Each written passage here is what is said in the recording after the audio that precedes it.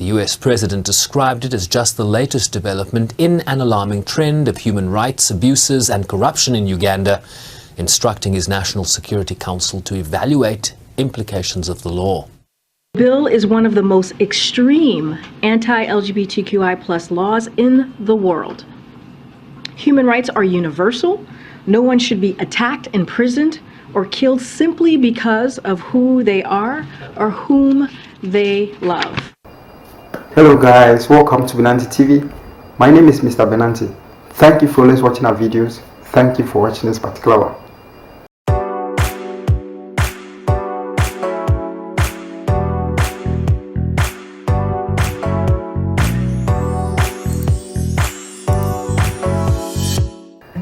There's currently some tension between Uganda and the United States of America. How did this tension come about? Uganda passed a law or passed a bill into law concerning LGBTQ. They've decided to criminalize it so that if you are found guilty, there are a series of penalties that you are supposed to face, to the level that you can even be killed if you are seen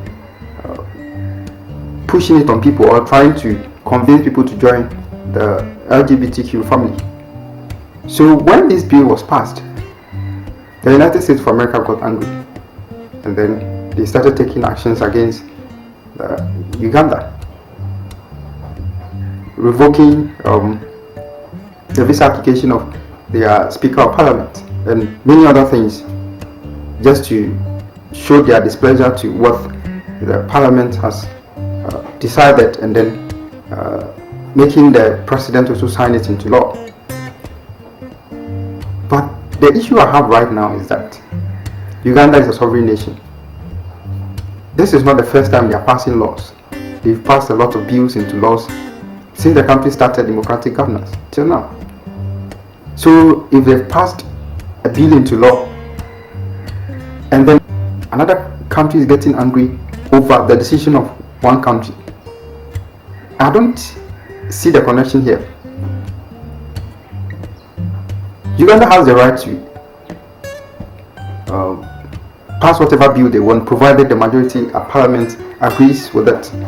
And in this case, almost the entire parliamentarians agreed on this bill, and it was passed into law. It was only two MPs that didn't support the bill. So out of these two, the remaining parliamentarians agreed, and then it was passed into law. Now US is angry, so I don't know who they are angry at.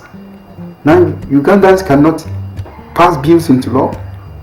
They would have to come and seek permission from US before they do it, because I don't get it. If you go to Uganda right now and you want to interview the citizens, I bet you are going to get about 99% of the citizens supporting the bill they've passed into the law. So the minority 1% should supersede the 99%. Is that what the US is telling us? They are saying this on the premise that they are upholding human rights and what abuse. Go to US and see how people's rights are abused on a daily basis. You have that same issue of human rights abuse going on in the country, in your country, you are unable to solve it. Then you are now prognosing in people's decisions, calling it unconstitutional.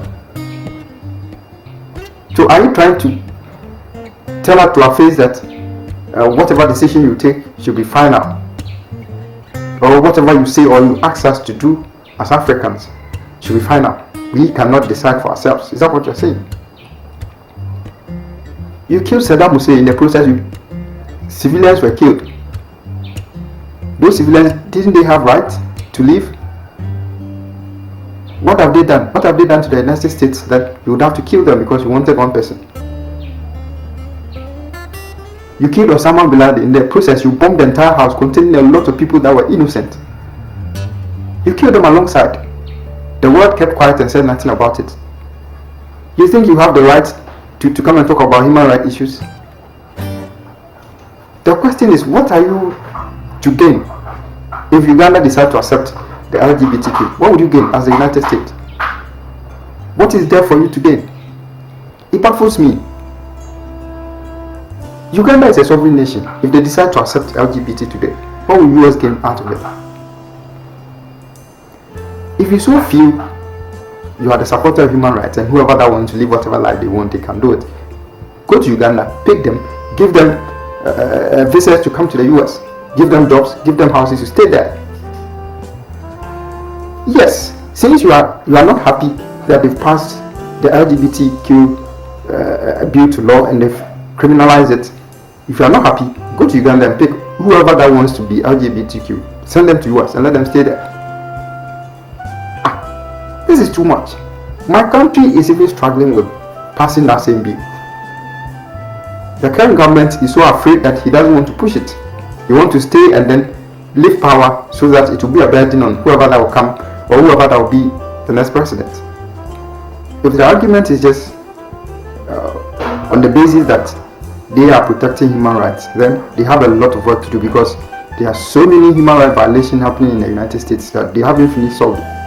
Yet they think they can come to another man's country and tell them what to do as far as human rights issues are concerned. See, the baseline is that I don't entirely blame them. I blame with the African continent. If we were to have come together as one country, one United States, the United States wouldn't have had this boldness to condemn what another man's country is doing as far as assenting a bill into law. Look at the United Arab Emirates and then Qatar. They have stricter rules as far as LGBT is concerned, but you don't go there saying anything about them, because you take we Africans as nobodies, people you can just stumble on, step on, dictate to. So you are here condemning and then saying you are going to give them sanctions. If you know how to give sanctions, go and sanction Qatar, sanction United Arab Emirates, sanction Saudi Arabia. Their rules are even stricter than what Uganda is even implementing. You see, it's high time we Africans come together. We need to bring our resources together, bring our human resources and whatever resources we have as a continent together, so that these Western nations cannot just take us for granted. You came and you colonized the entire continent, dictated to us what we are supposed to do, brought your culture on us, forced us to go by your culture. Now slavery is no more, yet you still feel you have the ability to cause us to live our lives according to how you want us to live it. If you guys feel LGBT is a normal thing for you guys, fine, no one is saying anything about it, but you don't have the right to come and question someone who doesn't see it that way. What have you got to question them if they don't see it that way? You see it as a normal behavior, and then it's a human right, something you can choose to do it or not. Fine, go ahead and do it in the United States. But Uganda said they don't see it as a normal behavior. They see it as an abnormal behavior. So they are not going to accept it in their country. That is their decision, and that is what they want. So if you are saying you are someone who advocates for human rights, it is within their right to assent a bill into law, and they've exercised that right. So what are you saying? Complaining, saying it's unconstitutional. Are you the one who made their constitution for them? It's a lesson for us as Africans.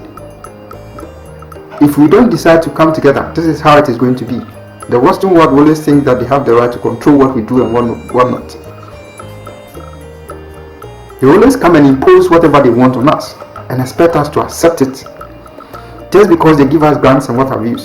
Review will include all aspects of U.S. engagement with Uganda, including its ability to safely deliver services under the U.S. President's Emergency Plan for AIDS Relief, or PEPFAR, Uganda's eligibility to the African Growth and Opportunity Act, AGOA, while further sanctions and visa restrictions would be considered against anyone involved in serious human rights abuses or corruption.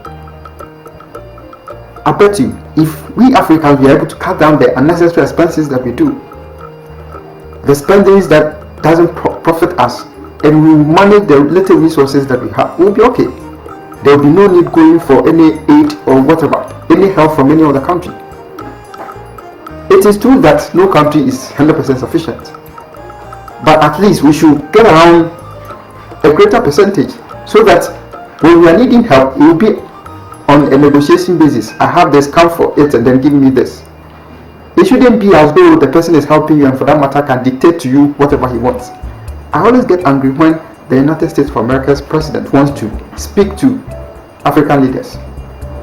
He will ask them to come to the White House or come to the United States before he can speak to them. He will not come down to Africa to come and meet them and speak to them. He will order them to come there. Is that not an insult? Is that not an insult? We need to learn a cue from this. And if we come together as a force, a united nation, and then share the resources we have among ourselves. Thank you very much for watching the video. If you have enjoyed it, please subscribe to our channel. Help us to grow so that we can keep on giving you amazing content like this. Subscription is free, so just subscribe. Don't just watch and go. Click on the subscription button and then subscribe for us so that we can also reach the promised land. Thank you.